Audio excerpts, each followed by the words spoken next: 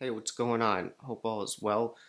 I wanted to share this little idea that I worked out that I think sounds pretty cool, and this is something that goes over the changes for the famous tune by John Coltrane, Countdown. And we could say that this is basically like a contrafact over the form for that tune. If you don't know what that is, a contrafact is basically when you have newly composed melodic content over pre-existing harmony or changes to another tune that came before it.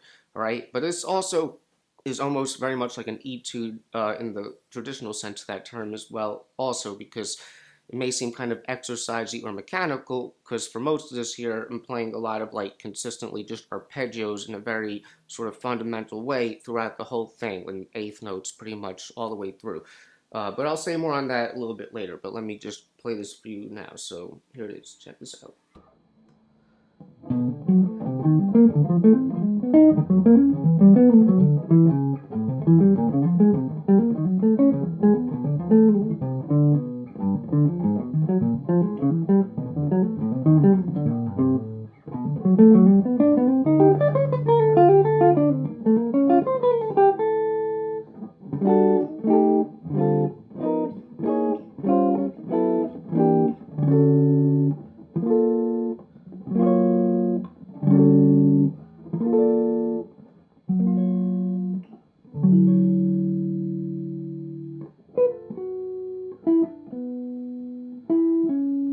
Right?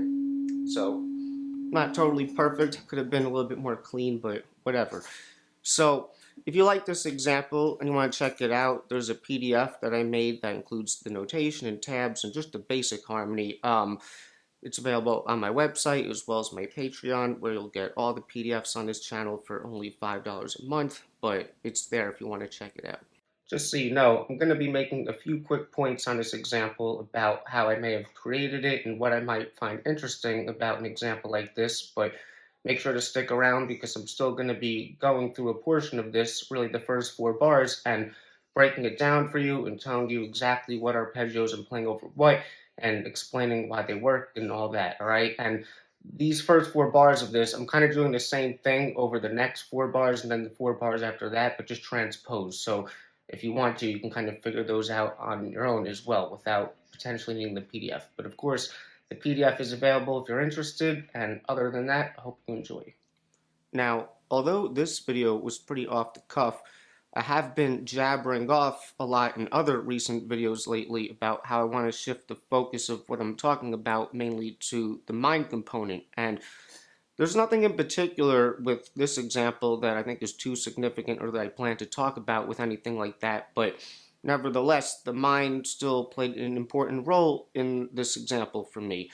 So primarily, it really helped with the composition, and that really makes sense because a lot of the composition of this was really being harmonically driven, and the mind has a lot to do with harmony. But so far in my practice with this, I haven't done that much other than just practice it afterwards. So once the etude or whatever was derived, now I'm really just kind of working on it from more of a body perspective and being able to execute it and play it well.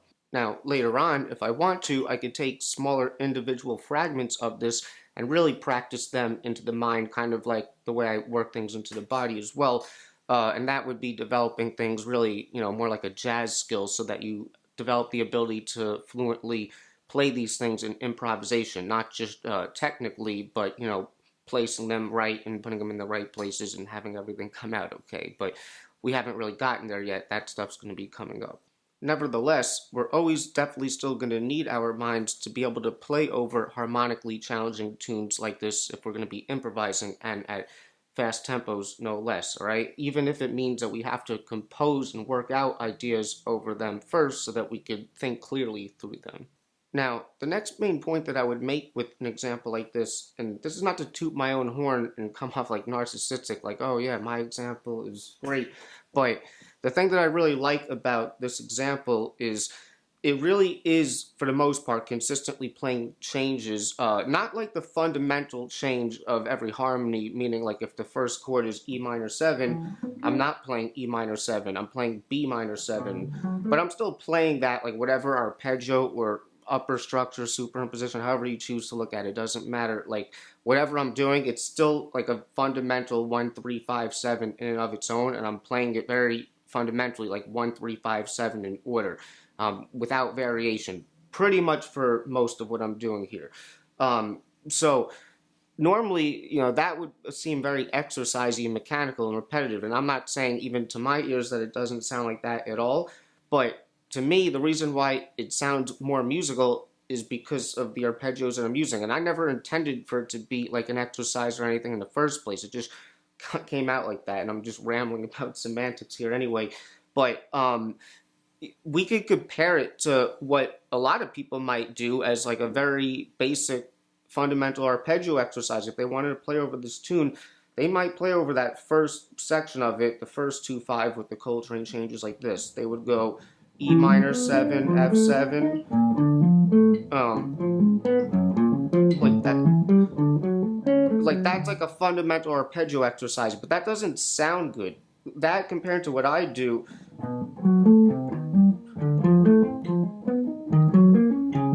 here I come down, right? It's subjective, of course. You may not like the sound of that, but even though there's repetition, consistent eighth notes, just basic arpeggios, 1, 3, 5, 7. I'm voice leading particular arpeggios. There's a contour to it. I'm not just jumping always to the root position, conventional harmony of every one. So, I'm kind of trying to articulate something that's hard to describe, but that's why you got to think musically, and I had to use my mind to compose things and see like, okay, where am I? What makes sense to move around in a smooth, logical way? So I'll just go through like the first section there, like I just did there, just to kind of give you a taste of it. And like I said, the PDF is available if you want to check it out. It goes all the way to the end and includes the chords that I played as well. So basically, for the E minor 7, I play a B minor 7, okay? And that's a common diatonic arpeggio that relates. You play the minor 7 built off of the 5th of the root minor chord, all right? Because that gives you the 5th, the minor 7, the 9, and the 11 of an E minor chord. So it's like an E minor 11, and what do you know? What's the first note in the melody for countdown? It's the 11, so there you go. But the reason why I picked that is because the next harmony is F7. So if you think of that as like a 5 chord, like a dominant, you 2 that 5, the 2 of that F7 will be C minor 7. So that's right above. So that's why this sounds good to me, because you can just move a minor 7 arpeggio chromatically. And I'm changing the fingering on the guitar to kind of stay in position and get that sound with the phrasing. Then from there, I'm going to D minor 7 over B flat major. That's another common thing. It's just the 3 chord in the key of B flat instead of the 1. It gives you the 3rd, the 5th, the major 7, the 9. B flat major 9. Okay. Then for the D flat 7, I play the first like half diminished arpeggio, F minor 7 flat 5, half diminished. That's basically playing the dominant off of the 3rd, because that's the 3rd, the 5th, the flat 7, and the 9. So it gives you like a D flat 9 sound, right? So far, B minor, C minor, D minor, F half diminished, minor 7, the first 3. Then from there, for G major, I go down. I play E flat minor 7, the relative minor. Then I play C sharp half diminished for A7, same thing as what we had before with the D flat 7. We're playing the minor 7 flat 5 or half diminished off of the 3rd of a dominant chord.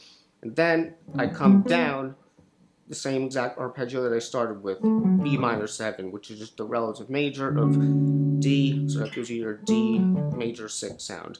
So the whole thing,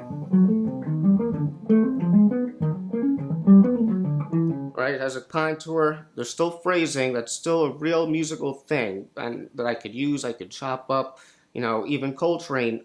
You think about what he played on tunes like this in Giant Steps. A lot of the tetrachord stuff, even on Giant Steps, that people always talk about. Like, I can't validate this, but I feel like I heard a story once where like Coltrane was writing or coming up with Giant Steps, and he was saying to someone like, man, like I don't know how to sound musical over this, especially probably at the fast tempo too. And whoever he was talking to, I think he might have said something like, if you can make these changes, like if you could do this, like that will be musical in of itself, in the adventure to do this type of thing, right? So I could be completely butchering that because I don't really remember, but I feel like I heard that somewhere.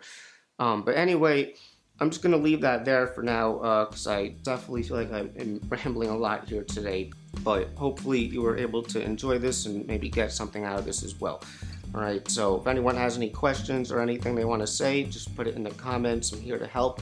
And in the next episode, hope you're ready for the next episode. Hey, I'm gonna probably continue talking about the mind component, but probably go into more primary, topics or how to work on that.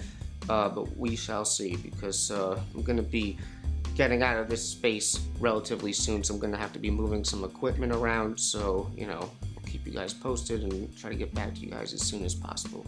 So that's it. If you enjoyed this video, I'd really appreciate it if you gave it a like and consider becoming a subscriber as well as a contributor to Patreon as well, where, like I said, you'll get all the PDFs on this channel for only $5 a month.